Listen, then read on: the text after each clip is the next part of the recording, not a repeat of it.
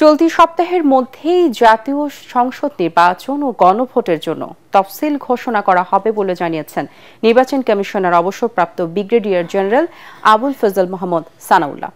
নির্বাচন ভবনে কমিশনের বৈঠক শেষে ব্রিফিংয়ে তিনি জানান, ভোট গ্রহণের সময় 1 ঘণ্টা বাড়ানো হয়েছে।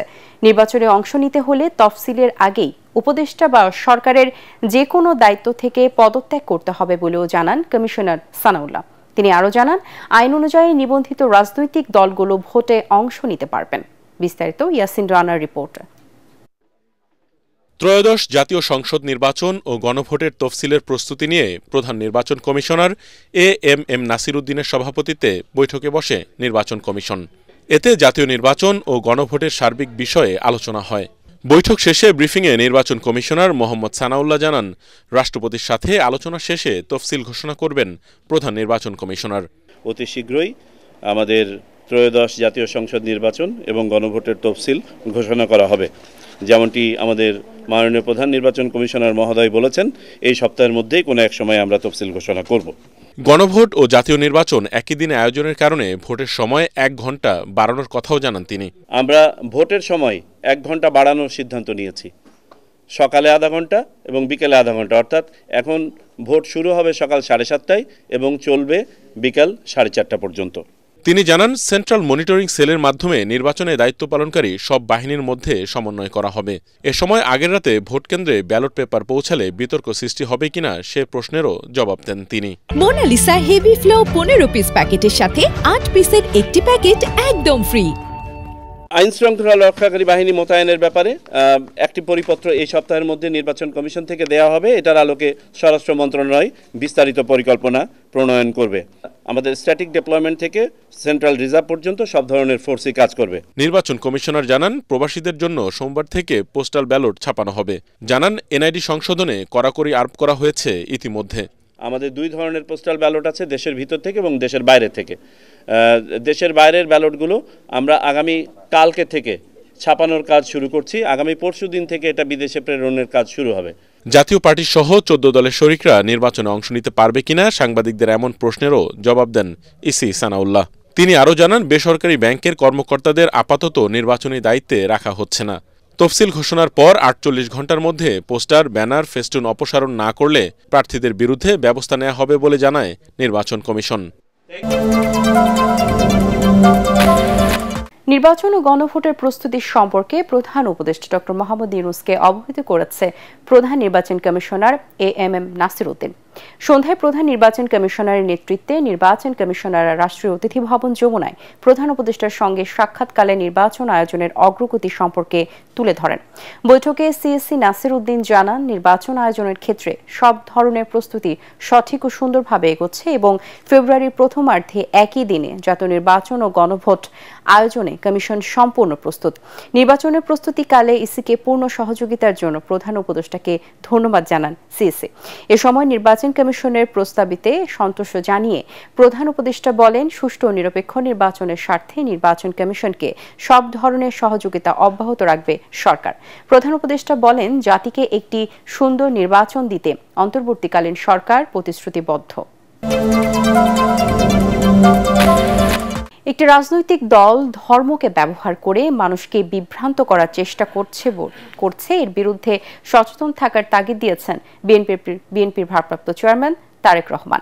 বিএনপির দেশ করার পরিকল্পনা শীর্ষক আলোচনা সভায় তিনি বলেন, যারা বিএনপির বিরুদ্ধে অপপ্রচার চালাচ্ছে তাদের নতুন করে দেখার কিছু নেই। ৭১-এই মানুষ তাদের আসল রূপ দেখেছে। সব ষড়যন্ত্র প্রতিহত করে গণতন্ত্র প্রতিষ্ঠায় বিএনপির একমাত্র লক্ষ্য বলে জানান তারেক রহমান। কামরুজ্জামান রাজীবের রিপোর্ট। রাজধানীর কৃষিবিদ ইনস্টিটিউশন মিলনায়তনে সপ্তাহব্যাপী বিএনপির দেশ গড়ার পরিকল্পনা শীর্ষক কর্মশালার উদ্বোধন করেন দলের মহাসচিব মির্জা ফখরুল ইসলাম আলমগীর। প্রথম দিনের কর্মশালায় সারা দেশ থেকে ছাত্র দলের নেতাকর্মীরা অংশ নেন। কর্মশালায় বিভিন্ন খাতে বিএনপির উন্নয়ন পরিকল্পনা তুলে ধরা হয়। মির্জা ফখরুল জানান, রাষ্ট্র পরিচালনার দায়িত্ব পেলে আওয়ামী দুঃশাসনের ধ্বংসপ্রাপ্ত সব প্রতিষ্ঠান পুনর্গঠন করাই হবে বিএনপির লক্ষ্য। একটা গোষ্ঠী, একটা মহল ধর্মের নামে বাংলাদেশে একটা বিভাজনের পথ সৃষ্টি করতে চায়। এতে লন্ডন থেকে ভার্চুয়ালি যুক্ত হয়ে সমাপনী বক্তব্য রাখেন বিএনপির ভারপ্রাপ্ত চেয়ারম্যান তারেক রহমান।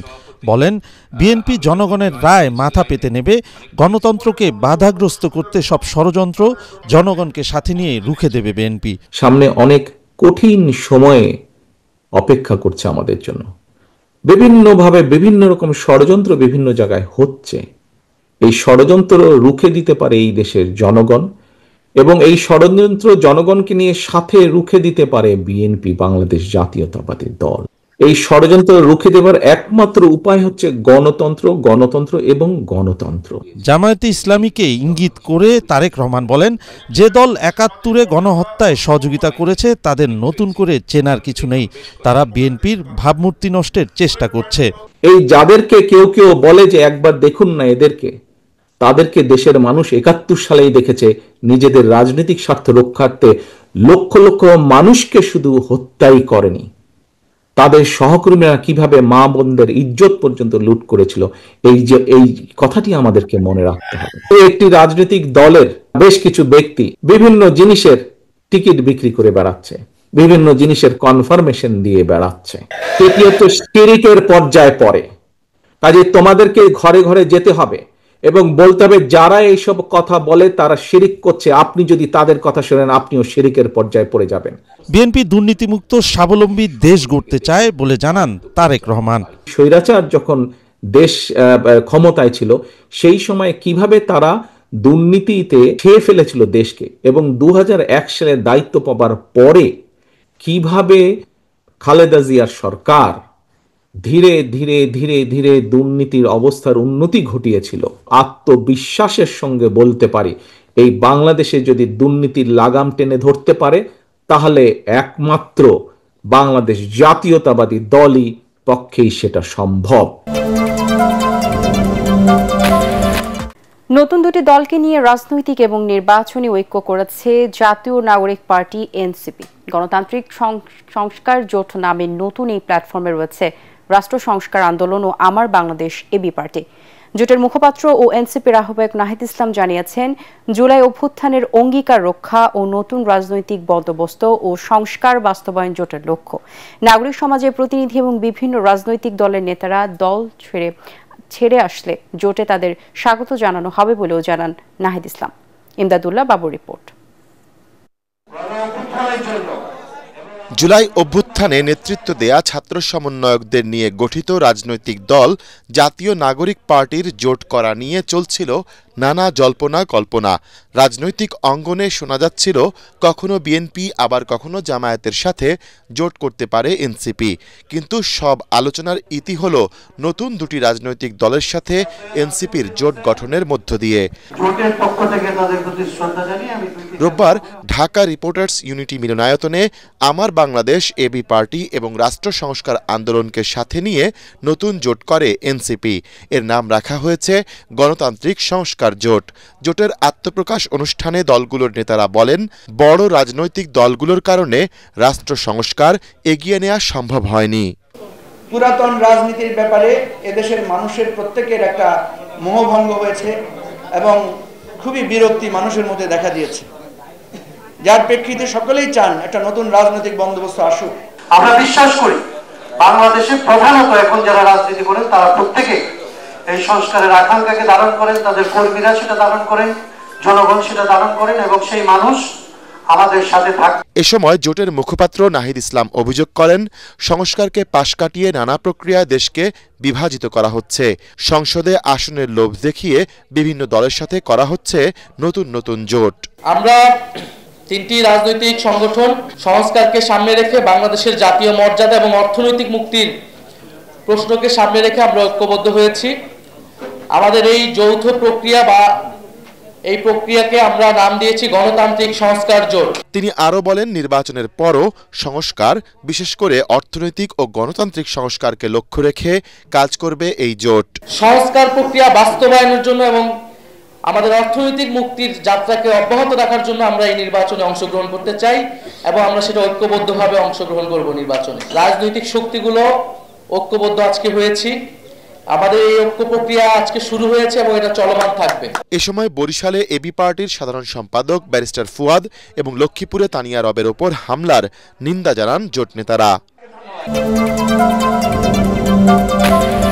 আদালতের নির্দেশে জুলাই অভ্যুত্থানে শহীদ 114 জনের পরিচয় শনাক্তে দাফনে প্রায় 1.5 বছর পর রায়েরবাজারে গণকবর থেকে তোলা হচ্ছে মরদেহ। এখন পর্যন্ত 2 জনের লাশ তোলা হয়েছে। এ সময় সিআইডি প্রধান সিবগাতুল্লাহ জানান, ময়নাতদন্ত ও ডিএনএ টেস্ট শেষে শহীদদের যথাযথ মর্যাদায় দাফন করা হবে। শহীদদের পরিবার চাইলে শনাক্ত হওয়া মরদেহ তাদের কাছে হস্তান্তর করা হবে বলেও জানান তিনি। বিস্তারিত জানাচ্ছেন জামিল হাসান শান্ত। 24-এর গণ অভ্যুত্থানে সব রক্তচক্ষুকে উপেক্ষা করে সড়কে নেমে এসেছিল শিশু, তরুণ, বৃদ্ধ থেকে শুরু করে নানা স্তরের মানুষ। স্বপ্ন ছিল নতুন এক বাংলাদেশ গড়ার। সে অভ্যুত্থানে শহীদ হওয়া অনেকেরই মরদেহ এখনো খুঁজে পাননি তাদের পরিবার। আগে জানতে পারি না, ওই গেছে, পরে দেখি আমার মোবাইলের মধ্যে ভিডিও করে রেখে গেছে। মা, আমি নতুন একটা দৃশ্য আনতে যাইতেছি, যদি আনতে পারবো আনবো, আর না তাহলে তুমি আমার মাফ করে দিও। ঘরে ছিল আমার সন্তানরা, সকাল 5:40 বের করে এনেছে। তারপর সমন্বয়ক বলেন, ইন্টারিম সরকার বলেন, সবাই আমাদেরকে আশ্বাস দিছে, সবাই আমাদেরকে আশ্বাস দিতে 1.5 বছর হয়ে গেছে। রায়েরবাজার কবরস্থানে গোপনে সে সময় গণকবর দেওয়া হয়েছিল আন্দোলনে শহীদ হওয়া 114 জনকে। অভ্যুত্থানের প্রায় 1.5 বছর পর রোববার আদালতের নির্দেশে তাদের পরিচয় শনাক্তে লাশ তুলে ডিএনএ নমুনা সংরক্ষণ করে পুলিশের অপরাধ তদন্ত বিভাগ সিআইডি। সিআইডি প্রধান ও অতিরিক্ত মহাপরিদর্শক মোহাম্মদ সিবগাতুল্লাহ জানান, পর্যায়ক্রমে এসব মরদেহ তোলা হচ্ছে। ময়নাতদন্ত শেষ করে এবং ডিএনএ নমুনা সংরক্ষণ করার পর যথাযথ প্রক্রিয়ায় আবারও দাফন করা হবে। প্রোটোকল অনুযায়ী আন্তর্জাতিক প্রত্যেকটা স্টেপ লক্ষ্য করে আমরা কিন্তু আমাদের বিশেষজ্ঞ আন্তর্জাতিকভাবে উনি 40 বছর ধরে এই কাজে প্রায় 60টির মতো দেশে কিন্তু এই কাজ করেছেন, এই কাজে নেতৃত্ব উনি দিয়েছেন। তো সেই প্রোটোকল অনুযায়ী আমরা এই কাজটিকে সম্পন্ন করব। আমরা আজকে আপনাদেরকে শুধু এটুকু বলতে চাই যে আমরা আপনাদের কাছে স্বনির্ভরভাবে অনুরোধ করছি, এটি অত্যন্ত মহৎ একটি কাজ। এর আগে গত 4 আগস্ট পুলিশের আবেদনের প্রেক্ষিতে ঢাকার chief metropolitan magistrate Mohammad Mustafizur Rahman লাশ উত্তোলনের নির্দেশ দেন।